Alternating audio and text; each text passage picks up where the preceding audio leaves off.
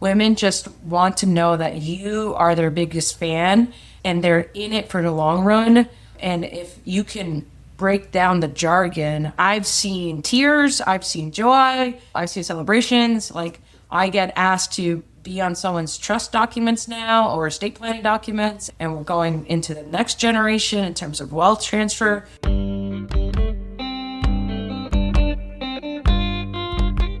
Welcome to the Wealth Development Studio. I'm your host, Genevieve George, Senior Financial Advisor and founder of Pelican Financial Planning and Wealth. Our goal for this episode is to provide clarity about today's financial topic, inspire you to be brave with your questions, and gain confidence in your financial future. So take a deep breath, grab your favorite cup of coffee, and step into the studio. Your dose of financial empowerment begins now. Money is one of the most personal things there is. And yet, for a long time, the financial industry approached every client the same way: a spreadsheet, the rate of return, and a handshake. Today, I'm sitting down with Melissa Montalvo, a fellow advisor who has built her practice around something different. She meets clients where they are, sometimes literally, and she's here to talk about what it really looks like to serve women well in this industry. Melissa, thanks so much for being here. Thank you for having me. It's an honor. So I'm just so curious. I think we align a lot on how we like to approach things, and I'd love to get your take on, in your practice, do you see a contrast with what men and women are looking for from their advisor in your meetings? Yeah, absolutely. And I'm always encouraged when men will ask me the question, should I bring my wife or my significant other? And I love it, of course. And so I think that the win is that every time the spouse and partner leaves the office, I ask, how did you feel? Or how do you feel?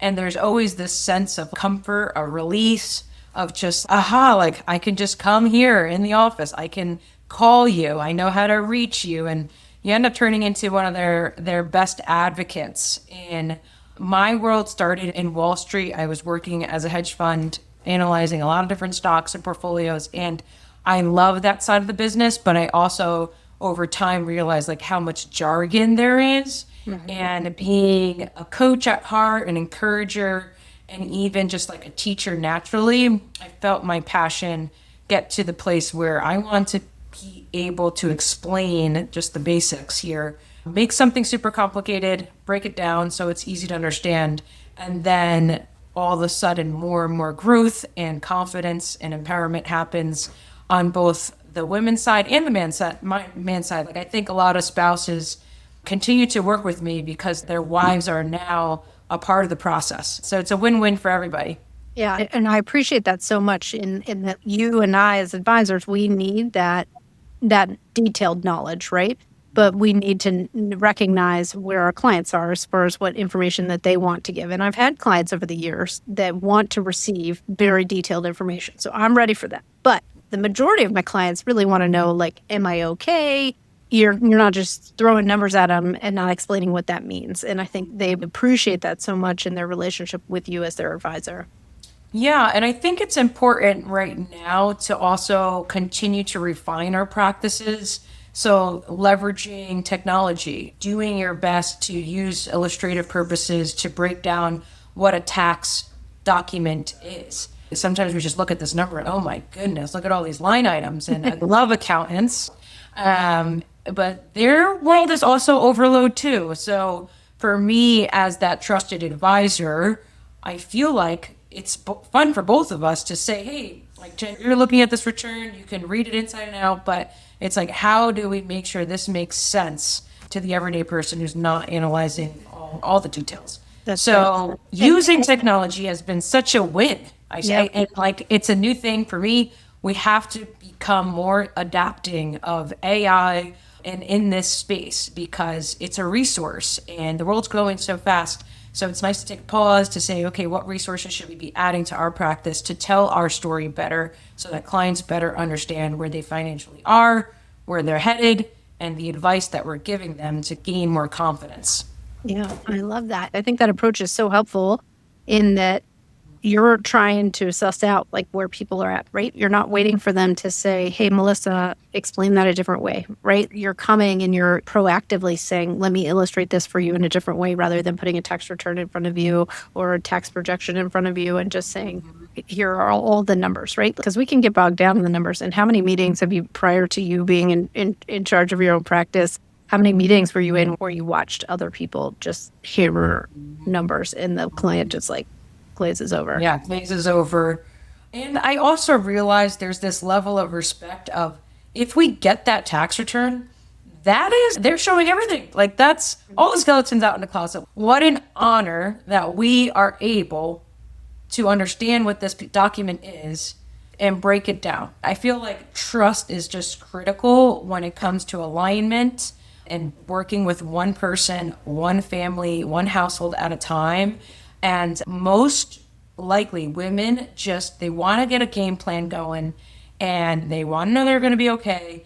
And when I'm able to say you're going to be more than just okay, we walk through different seasons of life. So transitions, right? Whether it's a new job, unexpected or expected, whether it's new relationships, kids, weddings, beyond that, retirement. Like, what does that even look like? I rephrase it now as refirement season because, yeah, maybe they're not driving down 95 or the Parkway and going to their corporate office anymore, but they can really find another way to give back to the community and recognize that hobbies and different passions are still there. So I also sense that women just want to know that you are their biggest fan and they're in it for the long run.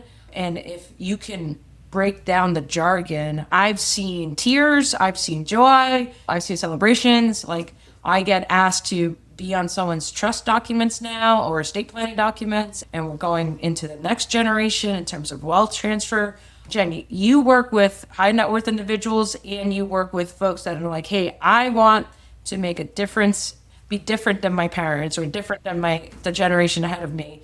Help me understand now and then should all these entities be structured. So it's fun when you're a holistic planner rather than just a money manager. Yeah. And I think the industry's changed over time.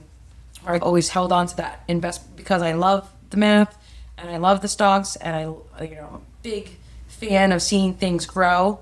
But I'm also realizing women are earning it, they're saving it, and they're giving it. And you have to be able to talk about all of that, not just how did this stock perform in this quarter. Yeah. Yeah. And you talked about something interesting in there that you and I have talked about offline, of course. It is you're heavily passionate about giving, but you sort of incorporate that into your practice and into those client conversations. Could you maybe speak to that a little bit or provide an example of like how you're bringing, maybe not just giving, but your personal life, your personal experiences into your practice in those conversations? Yeah, I think over time you realize you want to be your whole self, the place where you're spending the most time, and not just a quarter of yourself. And I just think that happens over time and in maturity and gaining more confidence of, I love this and I'm proud of this. It's really fun to just be you. And whenever we're all different, we have personalities and shapes and sizes. Yeah. And our clients are also uniquely gifted and their passions can be buried in the treasure chest we've never talked about in so much time.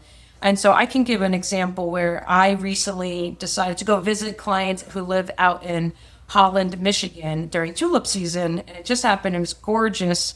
And we got to explore different gardens and so on, get outside of the office and the numbers. And I realized that as the numbers tend to make sense, and I give them permission to be more generous. So one organization that these clients are super proud of are like homeless shelters, or how do I get involved in something? Maybe I can't open up my home right now, but there's a service that can do that. Helping veterans. Okay, fantastic. Folks, fallen soldiers, 9/11 happens. Like, how do you provide a home for veterans who have served overseas, or dental work? And so the more that I'm able to express the hands-on experiences that I'm having locally and sharing that and proud of those experiences, my clients want to invest in that. And so we're able to give through a donor advised fund, where on the tax side of things, it's a very favorable. Our IRS law is very generous to givers. And so you can donate an appreciated stock. You don't have to pay capital gains on that money. And what's beautiful is the charity wins as well. So it's a win-win for you on your return as well as the charity. And I just love, like, in my personal life, finding opportunities. I played soccer in college, so I'm an athlete. I do CrossFit. What fitness things can I get involved in? And an organization invited me to build a playground out in Panama. And it was combining government and school and churches and a playground. Like, we know in America the beauty of what a playground has to offer families, like unity and neighbors and communities, and a break for parents. And so this, to see that playground bring so much joy, and now being able to talk about it, folks want to be able to find ways to give in unique ways. And so building the playground was great. And then I brought a bunch of soccer balls and we did a soccer clinic at the same time. So it's just finding, I feel like I'm in a place where I'm flourishing. I don't have to hide what I'm passionate about. And it's nice to be able to celebrate those wins with clients, like, naturally.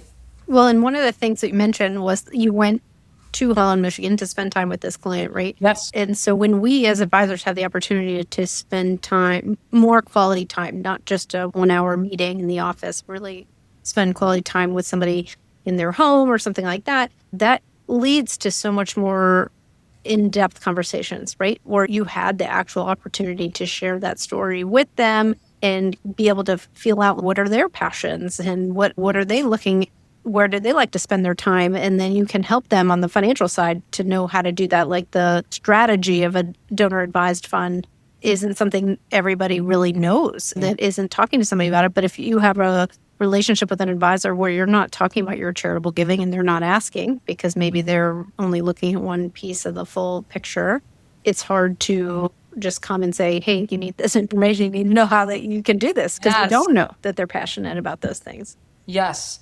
And it's also like, what an honor to get invited into someone's home. Yes. Right. Wow. And especially with this story, they built the house, and it's like, wow, you can see all the sweat equity that was put towards this. So it is certainly a gift, and not every relationship is like that, but that's what's beautiful. A transition can happen.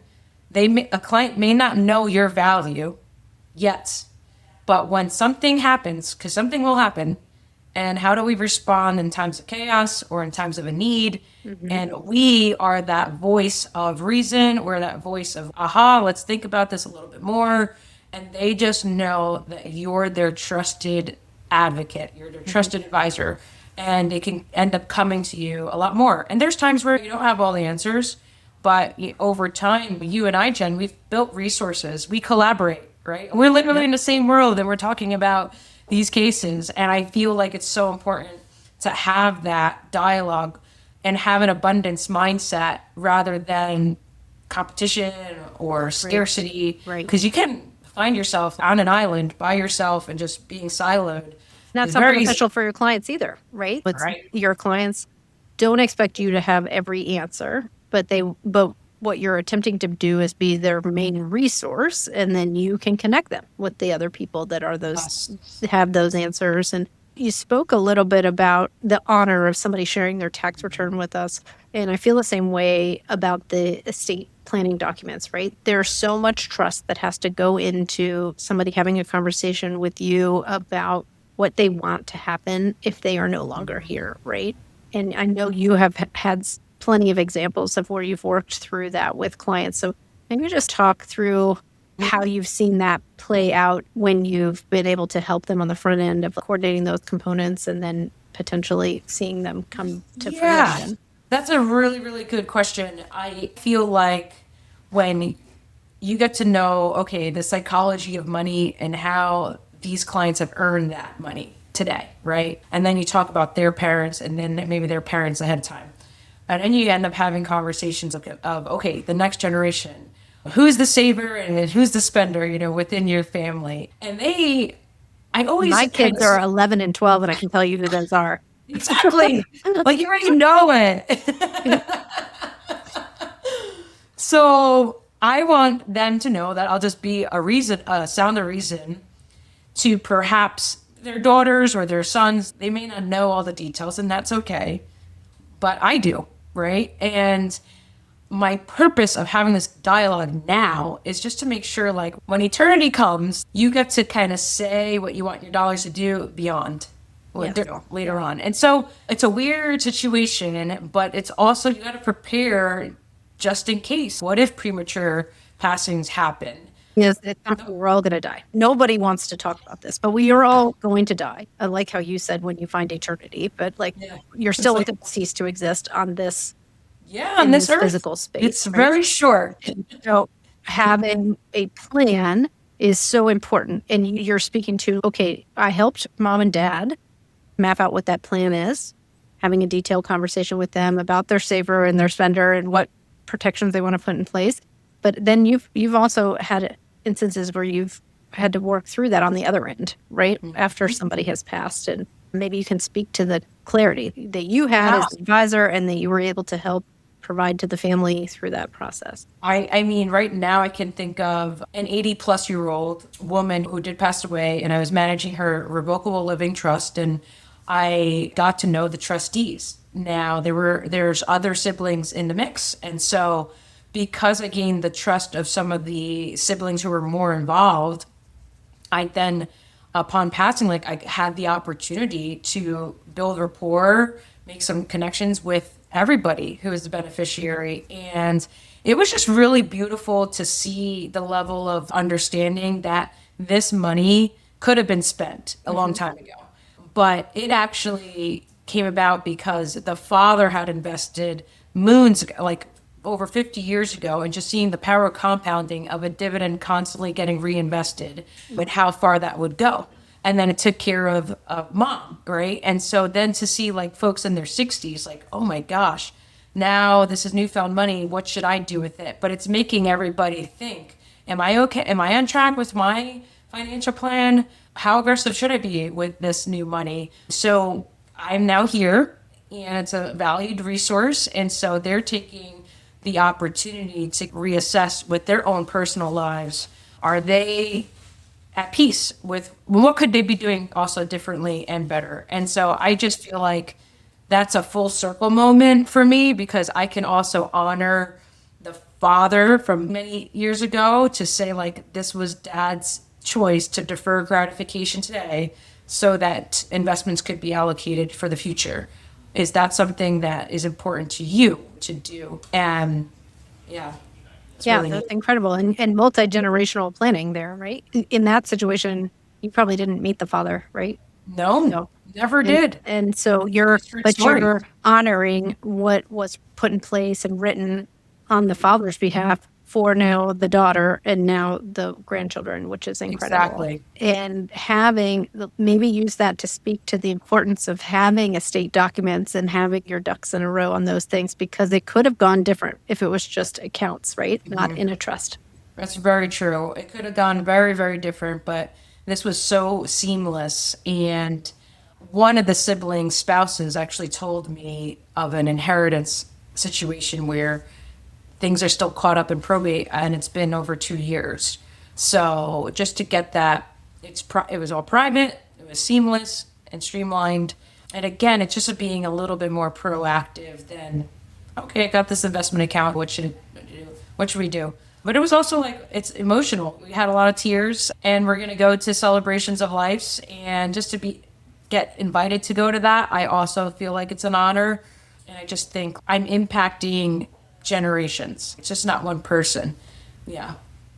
And you're addressing both. Obviously, there's still a data portion to what we do, right? There is real financial data, but there is such an emotional piece to money. And I do think it's missed sometimes in our industry. It's easy to just come and here's the data and here's the plan, right? But it's that connection and that conversation both with mom and now with the kids that really brings it all together, so you can manage both of those pieces.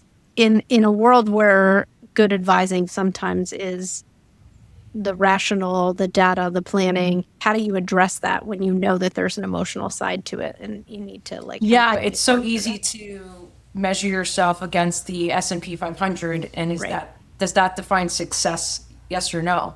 And I really think it has to do with who are you speaking to on the other side of the table? Because some folks, we may be at bat, baseball analogy, and you're ready to swing and you want to go for the home run, and that might be your objective for 90% of your investments. But that other 10%, if it's not about chasing returns or getting the best at-bat home run, the statistics come in play. And so we have to actually show when scenarios like sequence of returns weren't so great in the 90s, going into the tech bubble, or even before that, the 87 crash, we had a blip during the whole pandemic. There are times when the data is showing this is not fun.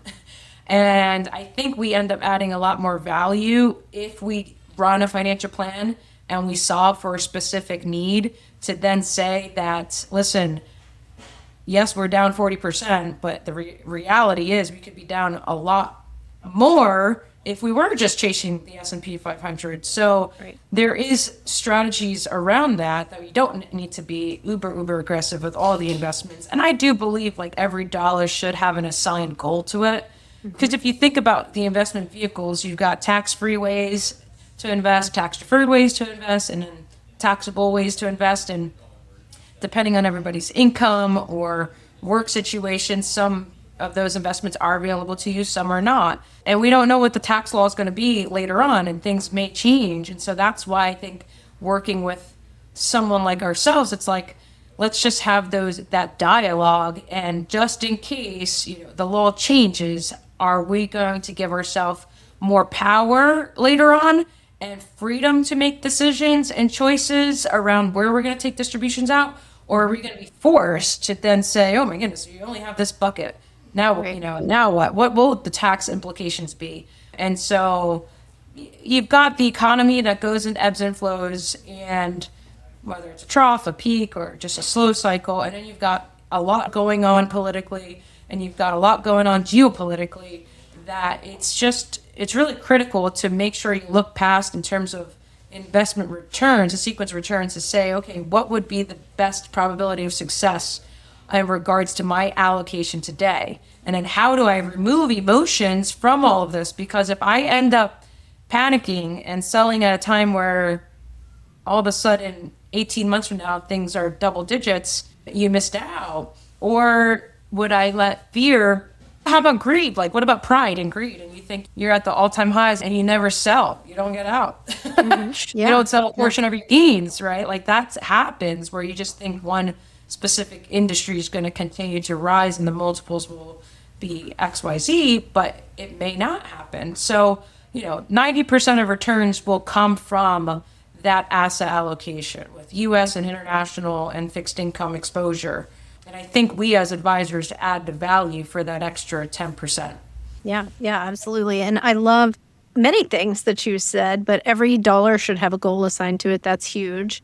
And then I like that you addressed the other emotions around it. Like, is it fear? Is it greed? What are we managing here? Because it is our role to figure that out with the client and help guide them, right? And you use the example of having a stock that's highly appreciated and never wanting to sell it. And I run into that, of course. We don't want to sell it. Sometimes it's not because we think it's going to keep going up. They don't want to sell for the taxes. Yep. That's right. I tried to describe that as, okay, well, you have won. It was here, and now it was at a certain level, and now it is at a new level, and it's higher. Let's take some chips off the table. I'm not saying you have to sell the whole thing. Let's sort of scale that back. Is that your similar approach? Yeah. Every person is different, of course. Everyone's different, and it's sometimes there's emotions tied to that, like, company, whether it was a company they just worked for and the company was very good to them. That could be, it's hard to convince someone, but I've learned over time that you can't. So you can hold it forever, and then let's just have the conversation, because if you're just going to continue to ride it out, that's all right. But we also got to recognize tax loss harvesting is critical for clients. That's right. To take advantage of. And if in your lower tax bracket later on in retirement, it's like $98,000 of long-term gains that you can realize at a 0% tax bracket, guys. hello, that's a lot of money. Yeah. It's an interesting, and it's not a one size fits all, right? It really depends on what the overall picture looks like. But I'm thinking of like client examples where they've had highly appreciated stock positions. And I'm sure I sound like a broken record, but I'm like, okay, this position is more than 10% of your portfolio. So that is a concentration. Let's talk about it. Again, same to your point, right? If they want to keep it forever, that's fine. But it's my job to just remind you of the risk. Yes. Oh, the risk associated with this. Yeah. And it's also, I've learned too, like when the clients have new ideas for stocks, I allow them to ride. Like I'm just like to the point where I'm never going to hold someone back. If this is what you firmly believe in, you want to put in $10,000 or $100,000 into X, Y, Z. Okay, great. Now you're responsible checking out the earnings and figuring out the management decisions and so on. And let's chat about it. There's been times where it's been amazing. And then there's times where it's, oh my gosh. Well, and that's where you're managing the risk. At the end of the day, they're not you or my dollars, right? It's somebody else's dollars. So I say you're coming to me and you have a stock selection that you're interested in. Let's talk about it. And then what is the commitment? Am I worried if it's 50% of their portfolio? Absolutely. But at the end of the day, they can tell me, sorry, Jen, like, I don't care what you say. We're going to do that. And that's ultimately their decision. It's just my job to give them all the information so they're making well-informed decisions. Exactly. But it's always interesting. But it's a little bit about what I love of what we do is that no two clients are the same. No 2 days are the same. All 2 days are the same. Somebody can walk in with the same amount of money, but their goals are completely different. And like like your person didn't want to spend any of it so that they could hand down generational wealth, where somebody else is saying, I'm going to spend every penny. Like my kids can figure it out on their own. Like, yeah, that's so true. Yeah, I do have thinking about a family right now where that is it. And I said, okay, guys, so why don't we do this then? Let's create some buckets where we're going to spend the most money over the next 7-10 years here. And so it's like the fun bucket. And everyone wants to hear a vacation bucket. Most times, everyone wants to hear. Well, usually our buckets are taxable, tax deferred, and tax free. So, like to have a vacation bucket in there sounds great. I've been waiting, right? So I'm like, all right, here's our. And then I had clients like, I want to buy a boat, and I'm like, yeah, great. Well, this is going to be another bucket. A boat bucket, a whole different bucket. A whole different bucket. Now, so I think it's fun to illustrate those items. This is, I call it the go-go years. I'm like, all right, we're going to go. And then wait till your grandkids come into the mix and you're going to spend. Yeah. So it's fun. Well, let's circle back to, what we talked about where, when possible, you're trying to meet people where they are, if they live in our area, they can come to your office, but you can also meet them in their home. But how did that develop and how did that become sort of a part of your practice offering? Sure. Yeah. What's funny? I volunteered at a youth mentorship program called Young Life, and they always taught us just meet kids where they're at, no expectations. And so I really adopted that for my practice because I felt like I really enjoy working with nice people. I love working with savers. And I love folks who are like future minded and capitalistic with their investments. However, not everyone's there. And so if you meet someone where they're at and you can tell their heart is super serious, they know their cash flow, they know their excess savings, and they're like, Melissa, I need to start somewhere. I'm willing to take them on because they want a game plan, they want to listen, and they value feedback. And so I've realized that whether someone's a homemaker or a high-income earner, change happens. An inheritance can happen, a new job could happen. And I just feel like I want to be on the journey where someone is wanting to grow and I want to be their best advocate. So not every advisor is like that, but I've also... It's at least two. You and I, my friend. You and I, my friend. Yeah. So that's what I've also noticed. And the world has shifted so much. I'm thinking of one client right now that I've worked with for over 8 years, and we have never met in person because we've done everything by phone or through virtual meetings. And so I'm going to change that because I'm going to go visit in July. She's a West Coast friend. But I also recognize, wow, guys, just get on a plane and go see your people, because the honor of going into someone's house is truly a gift.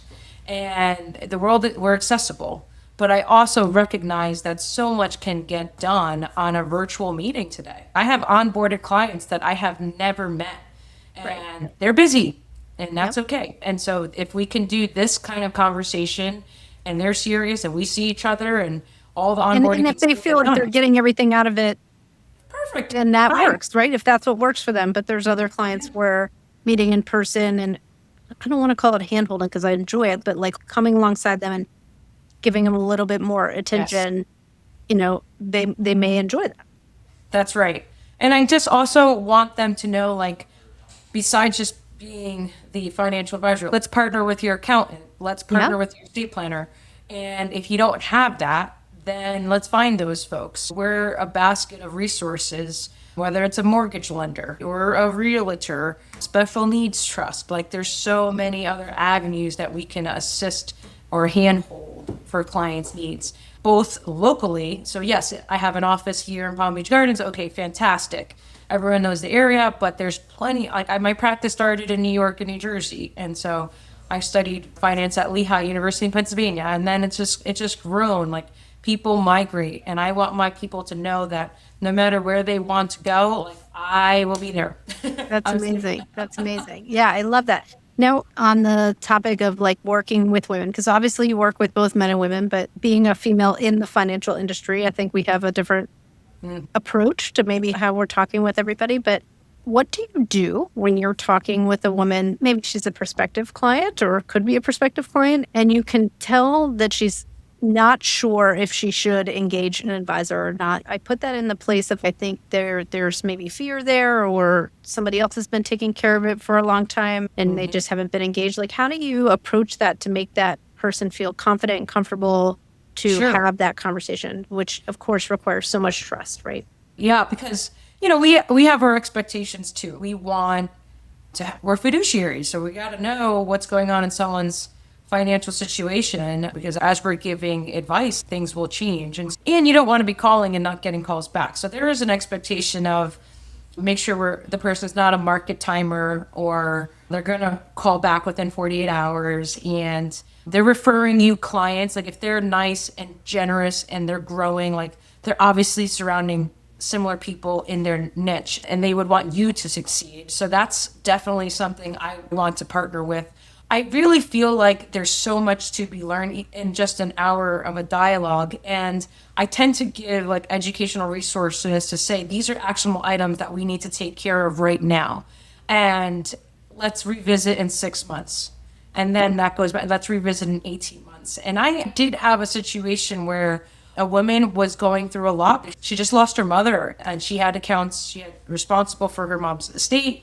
The accounts were everywhere, in a sense of that 1920s mindset with the Great Depression was really real. So you had over $250,000 in all these different banks. And it was overwhelming. It was very overwhelming to get organized. And then she had her own job and her own kids and things going on in her own personal life that we didn't engage in onboarding together. We didn't. And so I just kept in touch. And after a couple calls, just sent her some encouragement. A year later, she said, all right, I'm ready. Where are you? Yeah, that's great. Yeah, I feel like one of the things that I like to bring out, and I think that you do as well, is like it doesn't have to be perfect for you to sit down with somebody, right? Just like you need to understand what you have, how it is working, where you're trying to go, and like you have to like just embrace that exercise. And like you said, this woman came to you and you sort of looked at everything together and had a little bit of a conversation. She wasn't ready. Yeah. That's okay, right? But even just having that initial meeting and that kind of going through the initial exercise can be so powerful, so that at least you come out of it with like a little bit of knowledge of like, what are the next steps?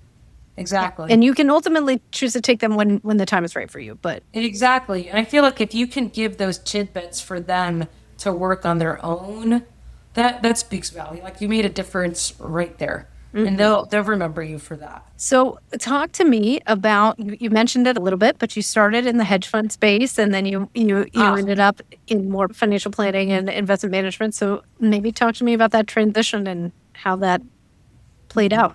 Sure. I'd love to. Thanks for asking. this world is so, it's just, life is just so funny. And sometimes you go into university thinking you're going to major one thing and then you come out doing something completely different. For me, I always had a passion regarding coaching and teaching and rallying people behind a specific goal. And I thought I would be like a secondary education teacher and a soccer coach, and then go to becoming an athletic director.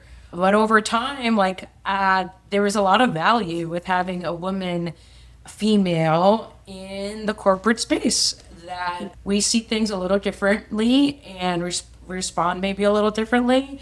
And there were so many great mentors that I had that just took me under their wing and just spoke truth and value when corporate life was really hard. And so I felt like I loved reading the Star Ledger and looking at different stocks and figuring out what the ticker symbols meant, and the power of compounding was really, really unique. And someone taught me, what a 401k was a long time ago, and recognizing the importance of taking a portion of your salary today and earmark it for goals later on.